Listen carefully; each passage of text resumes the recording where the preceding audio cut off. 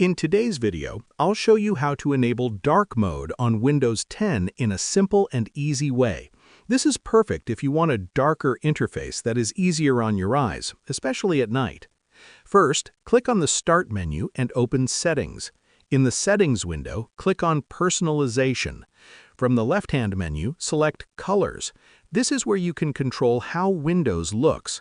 Now scroll down until you see an option called Choose Your Color. By default, it is usually set to light. Click on the drop-down menu and select Dark. As soon as you select Dark, Windows will instantly switch to dark mode. Your taskbar, Start menu, Settings, and many system apps will now appear in a dark theme. If you want more control, you can choose Custom instead of Dark. This allows you to use dark mode for Windows while keeping apps in light mode, or the other way around. Below that, you can also adjust accent colors. Accent colors affect things like buttons, highlights, and links.